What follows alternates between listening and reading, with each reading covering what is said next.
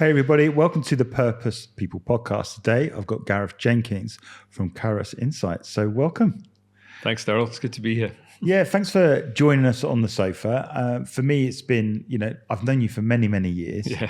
And I remember driving down to Reading. That's when I first met you. That's right. Yeah. Yeah. When we had a church down in Reading and you did some of the website and the brand. Yeah, the website and the branding is the word I was looking for. Yeah. So I think we met at a services in between. Yeah, the first time we met in a services. That was like half that, we met halfway and then I visited you and stuff like that. Yeah. So it's funny, isn't it, how life sort of like works out that every now and again we sort of like reconnect and stuff. So it's good to connect. So we're going to talk a little bit about your journey, because you don't just do, you do coaching and that sort of stuff, but you've got a wider purpose. Would that be a fair thing to say? Oh, absolutely. We came out from South Africa. Obviously, you can tell by my accent. Came out from South Africa with a purpose in mind. And that purpose, has worked its way out in a number of things that we do. My wife and I both do in ministry and working with charities across Europe, really. Yeah, okay. So, and I think that the thing is there is that, a lot of people, when they're doing those outreaches and that sort of program, they're always looking to fund themselves and look for donations and that sort of stuff. It's always a challenge. Yeah. It's always a challenge, but I know part of it is the level of work that you've been doing also helps to fund it as well, with your experience and your standing. Yeah, so we try, my wife's particularly gifted with working with children. Okay. So she's done loads of camps for children. An example would be in Albania, where the parents during the summertime love to send their kids to the camps so that they can learn English. Wow. Okay. So they have just activities, and just as they don't have English lessons, but just as a matter of course, they're picking up English and they're speaking English. So that's one of the things she does. And I do leadership training and team building and those kind of things with some of the leadership in those areas. So because I heard a stat the other day. The mafia capital of the world now is Albania. Can you believe that? Yeah. He goes, I can. I've been there. So I was reading it. It's as much as it's a beautiful country, it has this undertow of mafia. I've got we've got some Italian family, and they're connected to mafia in northern Italy. I don't hang out with them, by the way, with anyone. But they're just across the strait or whatever it is from Albania. There you go. And I think we were told that they run an ice cream firm, and everything runs through the ice cream firm. So, I've never gone out there and found out about it. But one of the things I want to talk about to you is work with meaning. Because ultimately work can have meaning because of the work you're actually doing, or work can fuel other things. So that's kind of why we touched on a little bit about some of the charitable work and the stuff that you do in the leadership training, because some of those leadership principles probably come out of the stuff that you do corporately. Yeah, exactly. Well, it is. Leadership is leadership, really. Yeah. Whether it's in a corporate or charity or church setting. So the same principles apply. Yeah. But I think it's probably the other way around. Started at the church end, and that applies in industry as well. Which is similarly enough what John Maxwell. He started in church, and now he's corporate, and they call him. I heard someone the other day, he's the founding father of mission, vision, and values in corporate. So I was like, really? I didn't know that. That's a lot of people say. A lot of the corporate companies in the US have adopted that methodology coming out of a lot of the stuff that John Maxwell talked about. So doesn't surprise me. But you haven't got any of his dodgy jumpers, because that's what I always remember him for, watching his teaching on video, but wearing the most disgusting Could jumpers. You have not? We did the wardrobe. Yeah, but for us, a lot of it's always been a case that a lot of our funding comes from what I do in business. Yeah. So even when it was just when I was working for companies running businesses, the salary that I earned, went to fund a lot of the work that we did. Yeah. So it was kind of self-funded a lot. And going during holiday, had 20 days worth or 25 days worth of mission trips. So you're taking your own time, correct, like that you would normally sit on a beach somewhere or whatever, and then you're putting that into impacting people's lives, which is great. So what would you say about, when we talk leadership, because it's such a wide subject, but I think we're living in a world that you could argue lacks leadership. Why do you think that is? It's quite a deep question. It is quite a deep question. I think a lot of people are people are becoming more and more self-focused. Yeah. And therefore leaders are more self-focused. Mm-hmm. And so to actually take the step of looking outside of yourself and actually lead from the perspective of the people that you're leading rather than your own perspective. Yeah. I have a certain role and I have to try and fulfill that role. And in order to do that, I need people to follow me. And therefore, I'm going to lead from that perspective. Yeah. The alternative, sort of what I guess you could say transformational leadership perspective is, I've been given a gift to help these people to come together collectively and achieve something special that has something in it for all of them in terms of learning, in terms of self-worth and value, and sense of achievement. And that's a big thing there, is that we get so KPI'd that now that KPI'd that's my entire focus. Yeah. And I think that way of operation is filtered all the way down, even to the school system. Yeah. The teacher from the front isn't looking at for the betterment of the kids; they're looking at for the betterment of the results. It means they get more money, which means they get more pupils. Yeah. So on and so forth. It's not, are we doing the best thing for the individuals that we're actually working with? So I think what you're touching on there is very much the aspect of servant leadership. Yeah. Which again, John Maxwell's probably famous for. Yeah. In that, and I think the world's crying out for that right now. But I think it's people pay a lot of lip service to servant leadership, and I think that's genuinely as a leader, genuinely in your heart, do you have those people's interests first? Yeah. And that, for me, that's really the question. I think so. I think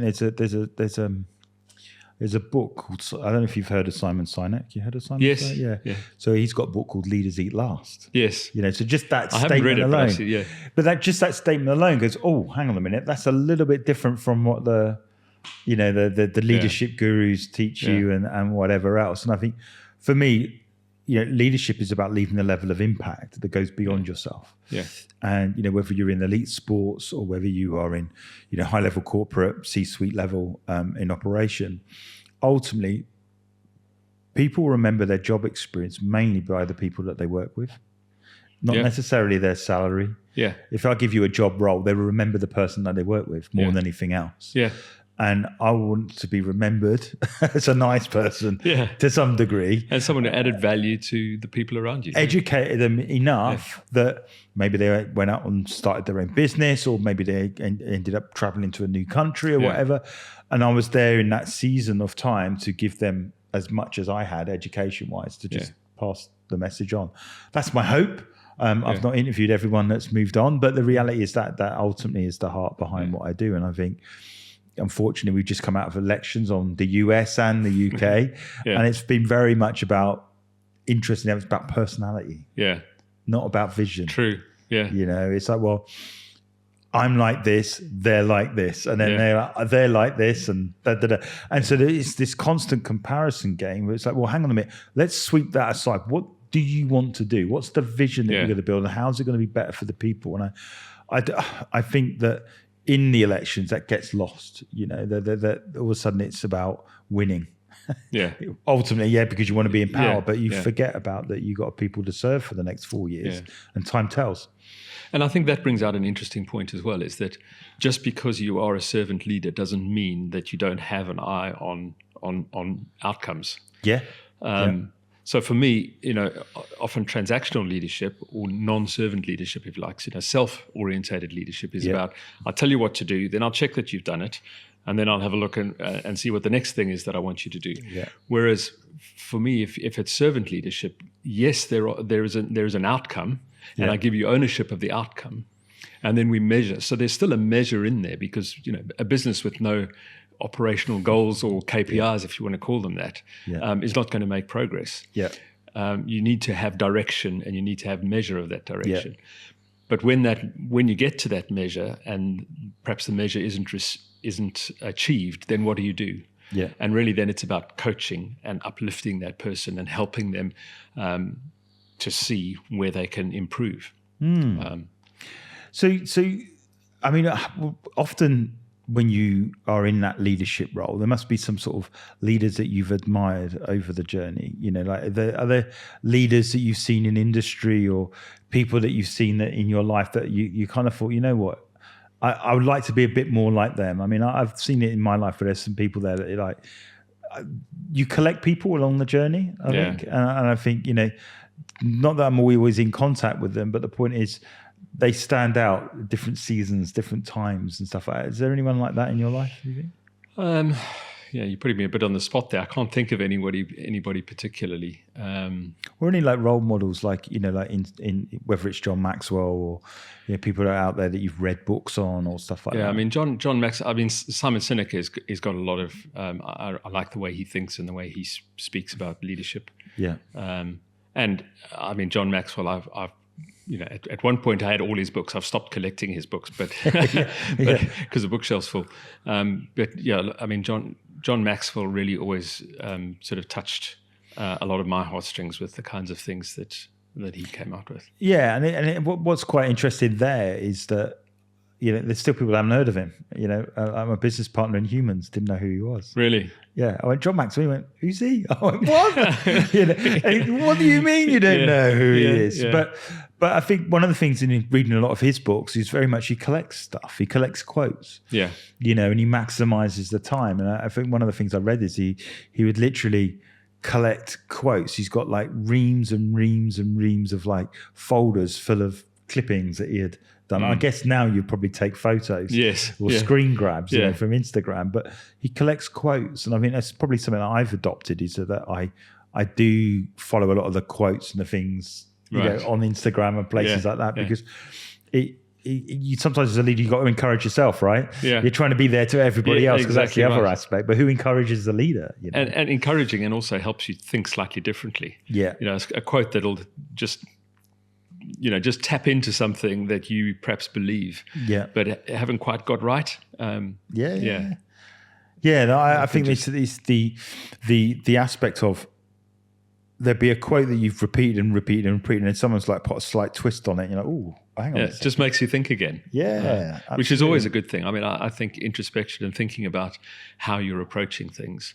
That's a lifelong journey, isn't it? You never stop learning. That's it, and never stop growing in how you lead people. Yeah, and I've seen that. I think no matter what industry that you've ever been involved in, it changes. Yeah, and I think if you haven't got the aptitude to learn, you become irrelevant. And so, like for me, like in the areas of code, you don't need code to build apps anymore. It's like, but you actually don't. You can build stuff. A couple of years ago, that was probably not even a conversation. We need coders, right? But the industry has changed, and I think the thing for me has been always speaking to the people that are in it, like the coders, to say, well, what's coming up next? You know, like AI and Bitcoin and all those other things that unless you've got people around you, if you want to be in tech, you're not going to have all the time to find the stuff, but you rely on people to show the way forward. Yeah. That said, there are age-old principles that get lost in translation. Yeah. And that's why leadership, I think, is, you have to be a student of it. You know? Yeah. I mean, just look at the way young people of today, the Gen Z or whatever, are different in the way they think, different in the way they approach work, different in the way that they engage with work, compared to my generation and, looking back even further, my parents' generation. So, and leadership has to change. We recognized that when I was chief operating officer for a consultancy, and we had young graduates coming in. Yeah, and we knew that we weren't going to keep them. The majority of them wouldn't stay very long. Whereas we had some people who'd been there longer term who were kind of there, forever. And they would retire from there. Different attitude, but then you had to lead those people, the young graduates, differently. Yeah. Well, that's the thing. It's like, I think I'm a Gen X, only just, but I am. I'm a Gen X, and I think I spent the first maybe 20 years of my career protecting the millennials from the baby boomers. Because the baby boomers say, these guys don't get anything done. They're always goofing off. Yeah. And you're like, No work no, they're ethic. not. They're just interpret your deadline as a suggestion. And if you work with them and you show interest in them as a human, they're more than likely want to do it. Yeah. And they're not into transaction. And I think what I'm seeing now is millennials going, these Gen Zs are finally, history repeating itself. Yeah. But the leader, as you said, like education changes, leadership changes, and generationally we live longer. So now we're working with more generations than we'd ever worked with. True. So you're working with baby boomers, X's, millennials, and even Zs are all working in the same organization. Yeah. And on the same team, maybe. Yeah, exactly. Yeah. And I did a workshop just recently, and all those generations are represented in the room. And you're hearing the older guys, it's like this, and then you've got the younger guys being brave, going, No, if you want to recruit people, it's got to be different because they're not going to join you.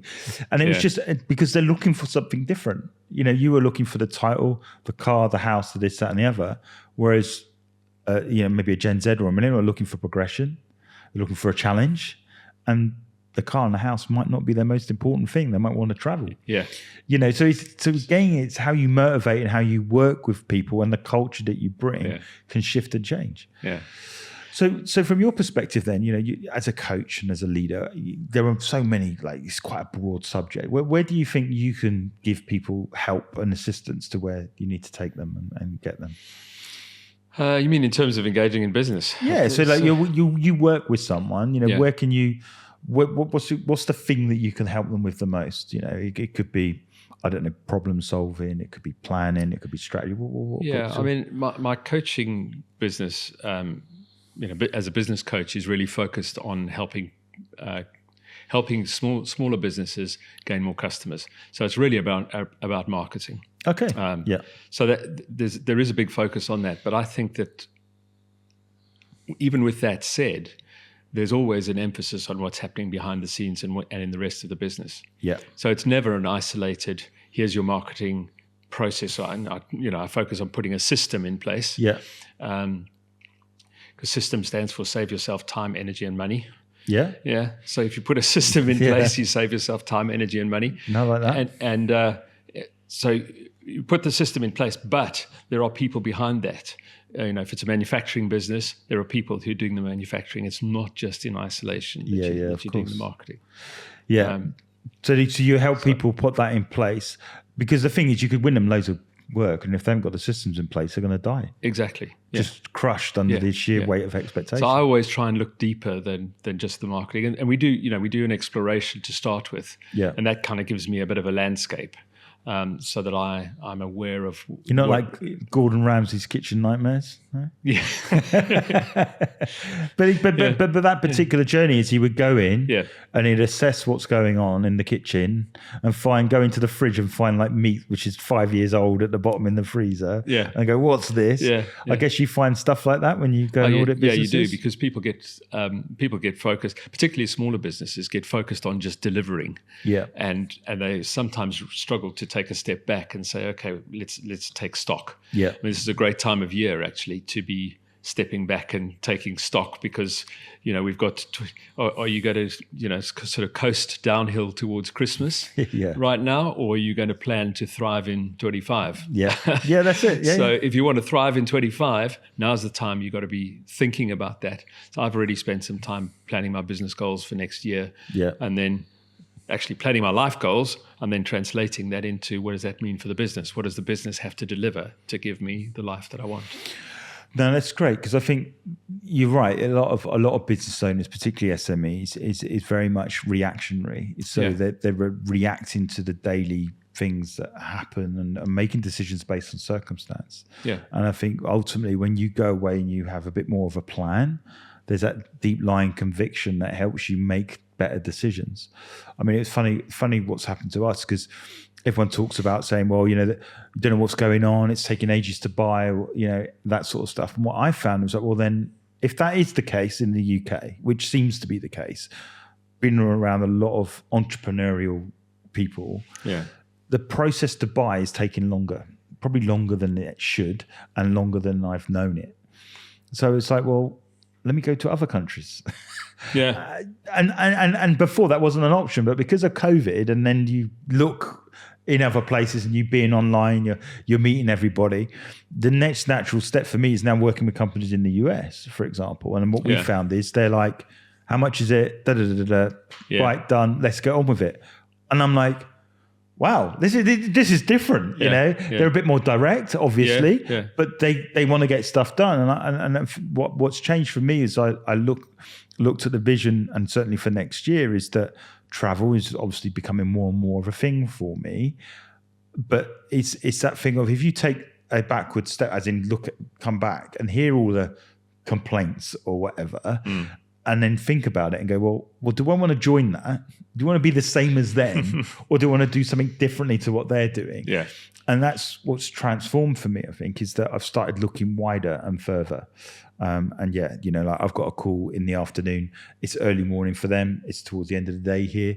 But the point is, we meet, we have a conversation, then we both crack on. Yeah. And I think that for me has been a enlightening thing. But I wouldn't have got there if I hadn't taken time out and took a step back and reflected and going, well, what do I want? And hang on a minute, everyone's saying it's taking longer to buy. So what can I do to speed the process up? Yeah. And sometimes you might be doing the right thing in the wrong country. Yeah. I mean, that sounds mad. Yeah, could be. Yeah. Could be just as simple as that. And nowadays, obviously, with communication and what have you, as it is, it's so much easier to... yeah, you talk about South Africa, it's only an hour's difference, right? Yeah. It's miles away, 7 or 8 hours away maybe, but it's only an hour's different in terms of time zones, you know? So I think that's what by taking some time out to reflect, it gets you to think a little bit differently from everybody else. And I don't think enough people do that. You know, they race towards the finish and they're like, 2 weeks of just watching loads of television and eating rubbish. And by the end of it, they start January and then they feel like they're on the back foot. So you saying planning out is a really important time. Yeah, exactly right. So do you know, like when you meet a business for the first time, and you said you do like an audit exercise, how long is that? What do you normally do with them? Is it just a conversation? Is it over a cup of coffee? Yeah, it's normally a conversation. So I prefer, if I can, it depends on the business, but I prefer to go out to the business and actually see the business. Yeah. Sometimes that doesn't really make any difference, and we can just do it across Zoom. But yeah, it's generally maybe 2 1-hour sessions, something like that, or maybe a little bit longer the first one. Yeah. And we go through, I've got a bit of a checklist, and we just get, and that's about getting their goals sorted and understanding exactly where they want to go. Yeah. And then getting some background around the business and understanding the business. And most of the businesses I work with, I can get a list of names and actually know who's in the business and who does what in the business. And that obviously helps with engagement, because then you're talking about real people at the end of the day. It's not just operator 1, operator 2, operator 3. It's Jack, Jib, and whatever. Well, yeah. I mean, when I first started being coached, it was like by the end of it, they're going, "Oh, so how's this person, and what are they like this month?" Yeah. You know, they got to know the characters in the story. It really is important. Yeah, because I think the leader not always has anyone to talk to. You know, that's the key thing. Well, that's, I mean, particularly, as you say, in a smaller organization where you don't have as many peers. No. In a larger organization, you've maybe got at least 3 or 4 peers who are on a similar level. Yes, yeah. But if you're a small business owner, it's quite hard, isn't it? Yeah, it's quite lonely out there. Challenging. So from your perspective in terms of coaching, because there are various different styles of coaching, but some of the best coaches I've worked with is that they coach, but they also mentor as well. So that they try and tease the answers out of you as self-discovery. Yeah. But eventually they go, well, do that. Because they got the years experience to do it as well. Yeah. So that's what I've always found. It's been a happy play between the two in my life anyway. Yeah. I try and assess the person, because some people enjoy the coaching, and there's value to arriving at the answer yourself. Yeah, agreed. Rather than being told what the answer is. Of course. Or made to feel like they come up with the answer. Yes, so you can tease them in the right direction. Yeah. But so at the base of it, there's a system, and they're bringing me on board because they want to put that system in place. Yeah, of course. So that they can generate a regular flow of new customers from a good marketing, well-run marketing system. Yeah. Okay. But within that, they've got decisions to make about, I'm not going to tell them which marketing pillars they should be using. Yeah, of course. We'll talk about it, but then they've got to make the decision. They're still running the business. Yeah. So there is a and then it depends on the person as to whether they want to be given an answer, because we don't want to dance around our handbags and eventually it's probably not a good analogy to use. Yeah. But we don't want to beat around the bush so much that we don't make a decision. Yeah, of course. So, but it is about what the I did like the handbags analogy. That's pretty good.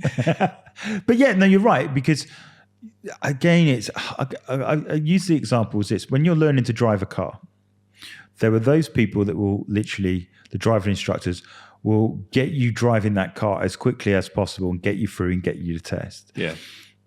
There are other people that will keep you driving for years before they put you in for a test. And I've seen both extremes. I think it was like my mum, who was a great driver, but she doesn't drive so much now, but like she was like lesson 29. And I was like, how many lessons did this person need? Surely they know how to drive a car. And it was like my dad that stepped in and said, no, put her in. And she passed first time. And it was like some coaching, it's like you're just discussing the same thing without going somewhere. And that's what I like about each year is different and have a plan and what do you want to do. But it is, well, get on and do it. I mean, that's what you're saying. You know? Let's not just keep talking about the same thing. At some point, you need a plan and you need to go away and execute. It's not I'm going to do it for you. No, it's still their business, and because it's a system, it's put in place in a systematic way. So there is kind of a map of how we're going to work through the 12 months or whatever it is. Yeah, of course. And there's time for implementation. So we'll have a discussion, we'll decide what to go for, and then we'll have a 2-week break while they implement. Yeah, and then we'll have the next discussion and how was that? Right. And then we'll go on to the next bit. So it is a systematic way of getting through it. And so do you feel that you're in their corner? Does it feel absolutely, yeah. They feel like they've got someone that they can talk to, to sort of like get to where they need to get to. So when you look at the sort of the business world now, I think coaching in the UK is something people are switching on to now. I think in the US it's been, sort of been in there for 30 odd years. It's just they have coaching and they have therapy. Do you know what I mean? It's like, well, some are exactly the same. But I think it's definitely in society that we find ourselves in now. Certainly, business leaders. I think I'm seeing it more and more becoming vital. If you want to run a business, you need someone else to talk to. Well, even Tiger Woods had a coach. Yeah. So there's no one who knows enough that they don't need an outside perspective from someone who knows perhaps something slightly different to them. So it's not. There's no. I don't think there's a stigma at all. In fact, I think someone who is willing to take on a coach and pay the money to get a coach. Yeah, I think that's actually shows someone who's pretty smart. I agree. And you might want to, like in golf, like they want to change the swing, so they would change the coach because the emphasis on the courses are longer, so they want someone who can coach power, and so they bring them in. I mean, it's probably bigger in boxing, like the different styles. I don't know much about boxing. I've watched a bit. We talk rugby coaching. We talk rugby. Oh, there you go. Let's talk rugby as a South African. But the point is, the game evolves, right? Like we were talking about rugby earlier, like in the kitchen over some sandwiches, but bacon sandwiches, and we were saying that the game has changed. So people are getting bigger and they're faster and they're quicker and they're stronger, and yet 10, 15 years ago the game looked very different and people look very different. And the emphasis on the rules now. I mean, the rules are so intricate now that most of the international teams have got ex-referees on their coaching staff. Wow. Actually helping them to make sure that they play the best that they can to the rules. Wow. And they fully understand the rules. But that's the thing, and them being open enough to say we don't know it all. I think we talk about even in soccer or football is that you used to have one manager that just run the reel. They knew everything. Every transfer, every training session came through them. Now it's teams of people. So there's like, I'm bringing this manager, but I'm bringing 7 or 8 people with me to implement this particular style, because he might be in a conversation about like a new player to buy while they're coaching a new playing style or a free kick routine. I was watching this thing the other day where I noticed it where they keep highlighting the set play coach. and they go, oh, this is a set play. And then their camera go, oh, look, there he is. And he stood at the edge of the technical area. Yeah. Because they one particular team had scored like the most goals from free kicks and stuff. And it's like, oh, it's all down to him. So it's not always on the manager now. It's about the team around you as well. Yeah, so as a leader, as a, you know, when you're coaching leadership, it's not just one person. It's almost like you got the leader, but he needs a decent team around him to be able to execute. And hence, you know, I mentioned earlier about building teams. Yeah. And how do you get a team to work really well together? Yeah. Yeah. And that's not, it's not easy.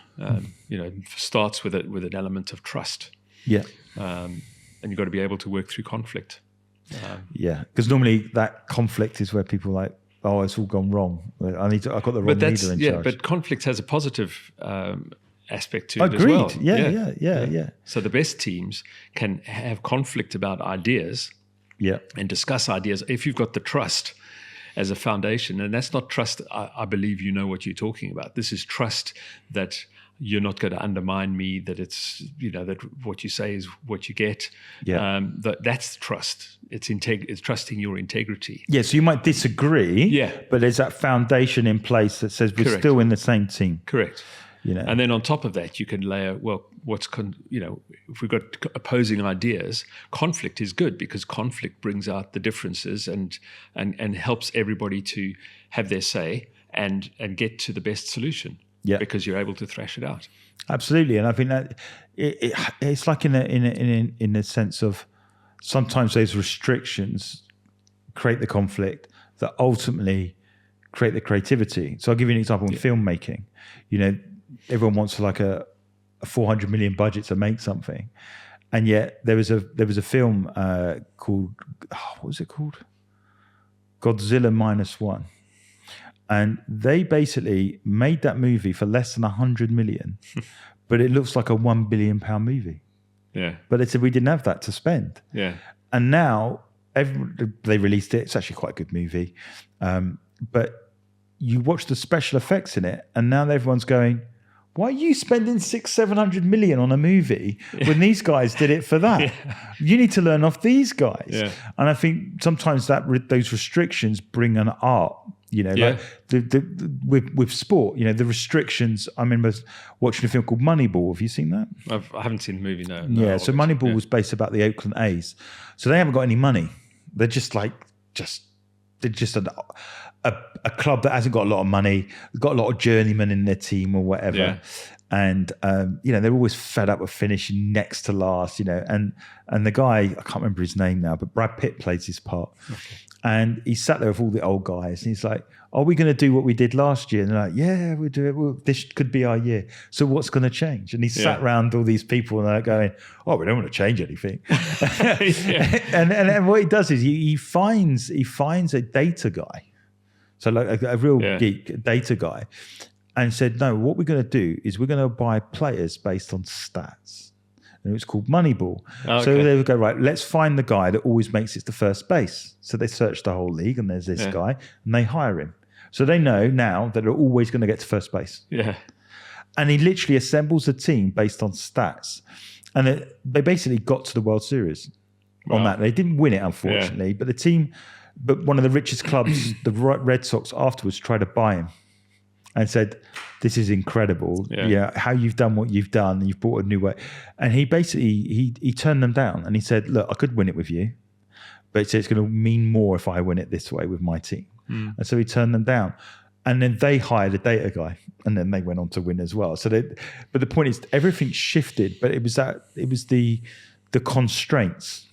It was the tension, the conflict that bore out a different way of doing things. Yeah. So rather than keep throwing money at the same thing, it was the creative thinking through restriction that changed things. Yeah. And I mean, that's what you're saying. As an SME, that's often the question, right? It's like, all right, we haven't got the budget to spend 20 grand on marketing. How are we going to do it for 2? Yeah. You know, and I think that's what I like about having a coach is like teasing that out, that thinking process, talking you through well, you haven't got that money. So how are you going to do it? Yeah.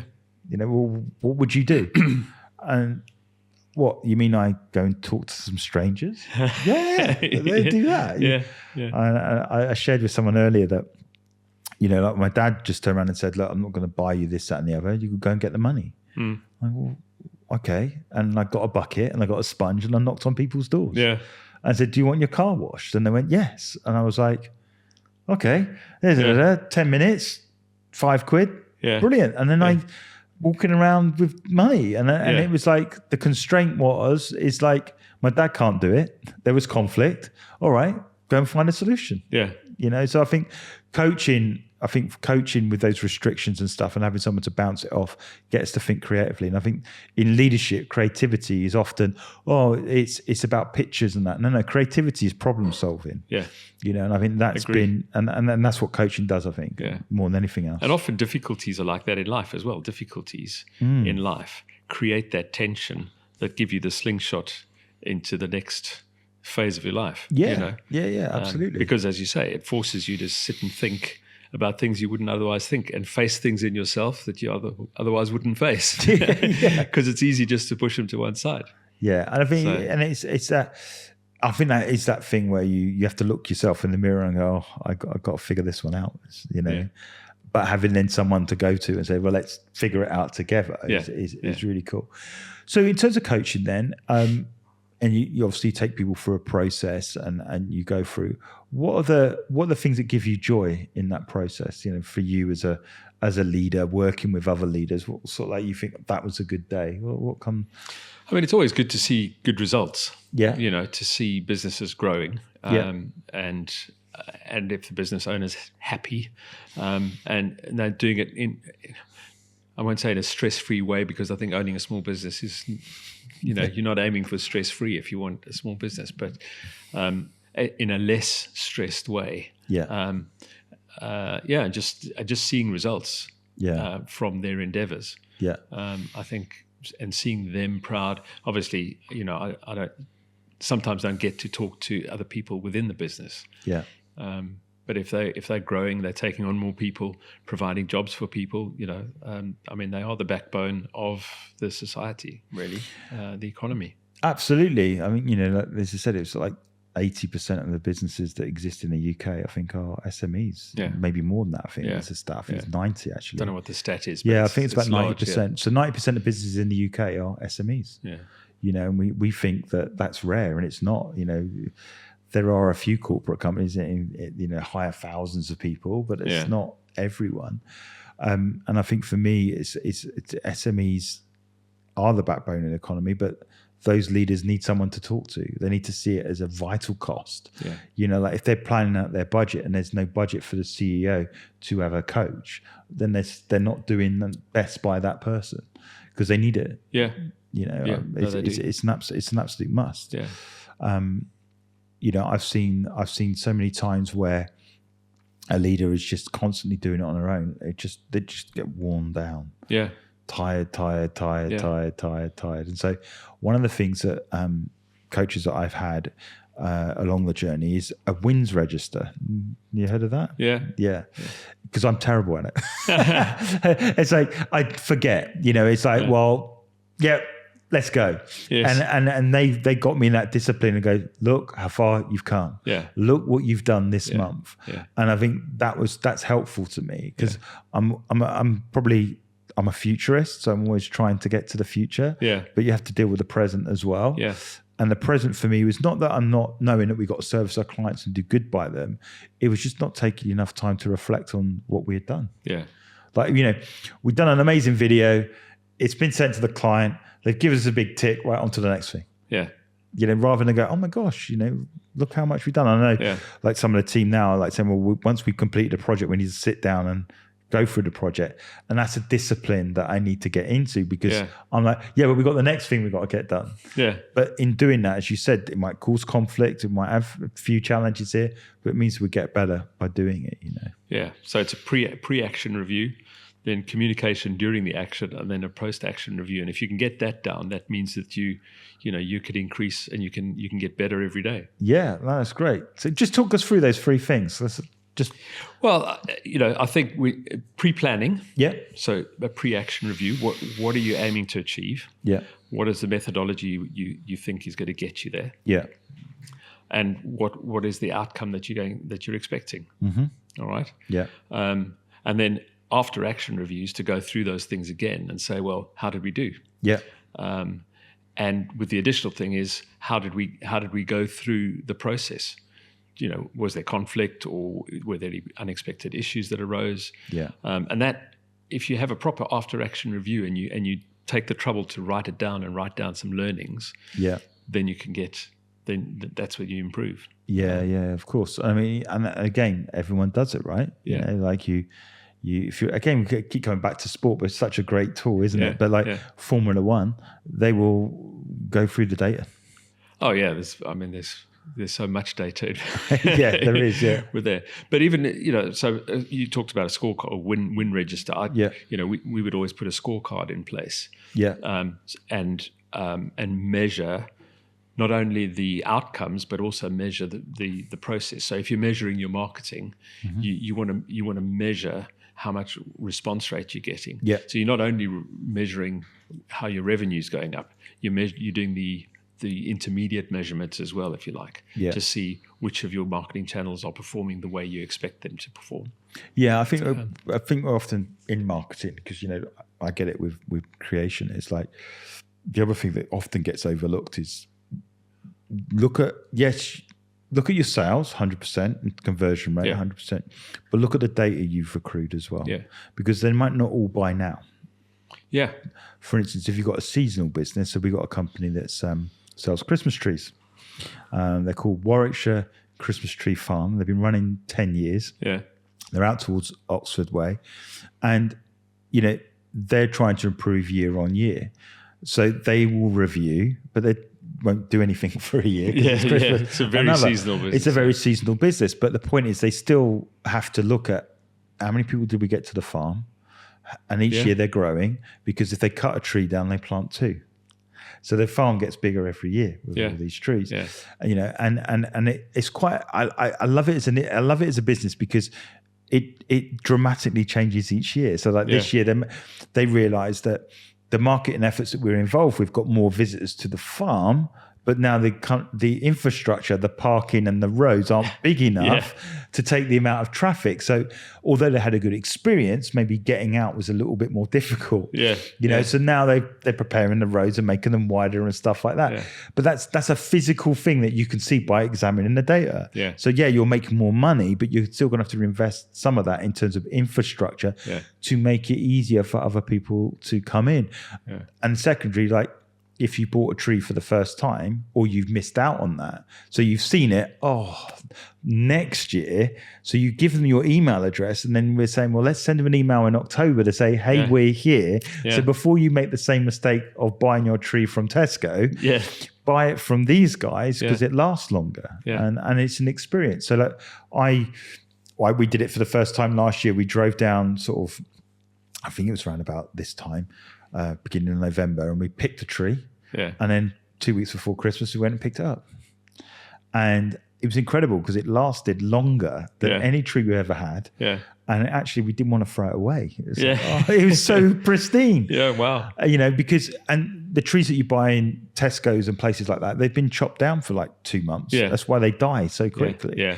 So now I've done that. I'm telling other people. So if you want to buy a tree, Gareth, all right, I'll bear that in mind. Warwickshire Christmas Tree Farm is the place to go because it's a great experience to take the kids. Yeah. So it's not just buying a tree now; it's an experience, or it becomes a tradition. But what also that becomes is another moment that goes generationally. So they're building a customer base. Yeah.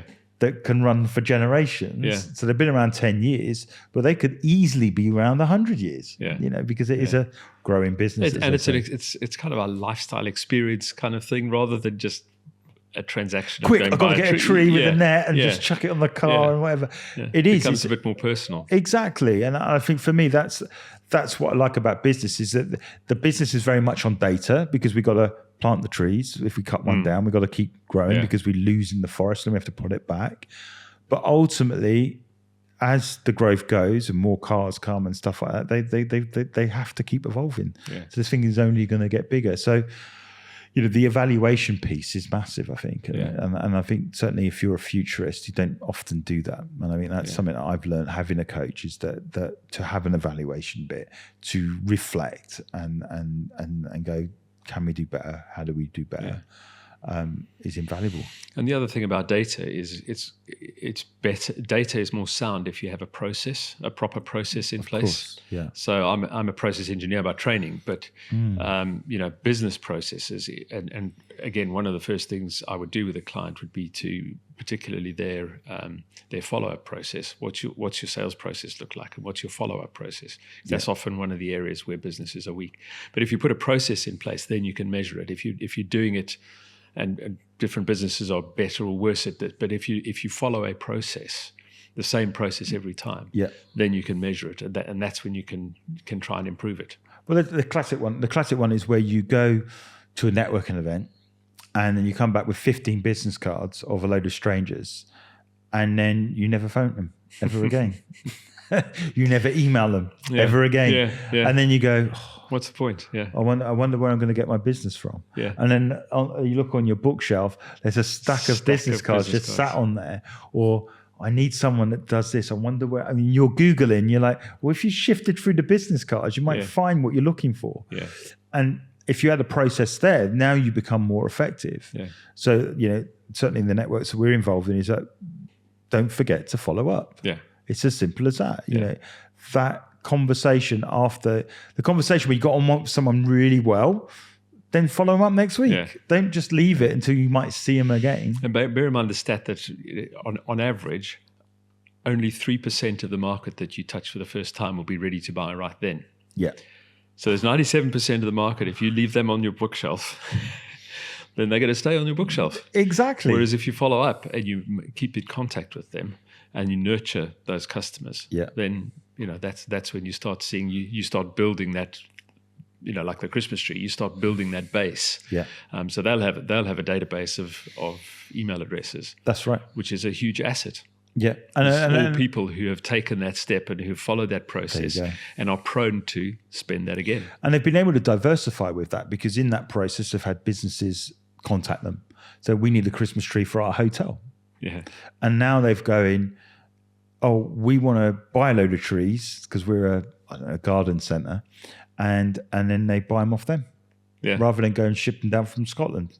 So, do you see what I mean? So you can diversify as well, but that won't come if you're not taking data and then distributing it and dealing with it. And I think for me, as I've worked, I've recognised that you don't always have to sell. You just need to communicate.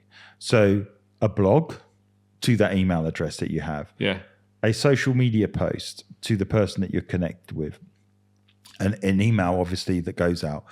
A piece of free advice. A podcast. These are all things by keeping the conversation running without you being in the room, but then you are in the room because you're in their thoughts.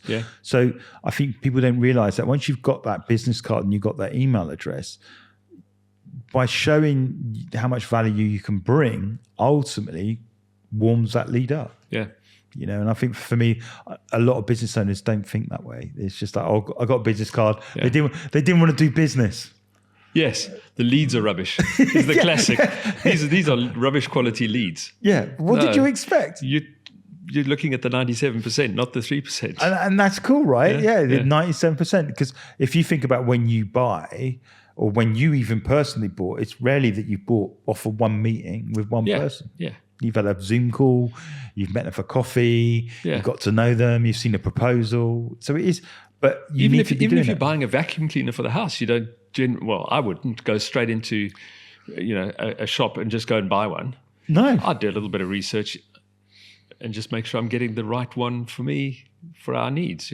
Well, exactly. So, or you go in, you have a look at it, and then you'll go online, and then you'll look at the reviews. And then you see, okay, that one's probably the best, and then you'll look for the price where it's cheapest, and eventually you might have to physically go somewhere to buy it because it's cheaper than finding it online or vice versa. But there's a process when we're trying to sell a service. And nowadays, people are so savvy with that kind of thing that you have to have your information there for when they're doing the research. Absolutely. And I think that, and then those are the things for me that can help businesses put in that consumer buying process into their business-to-business buying process.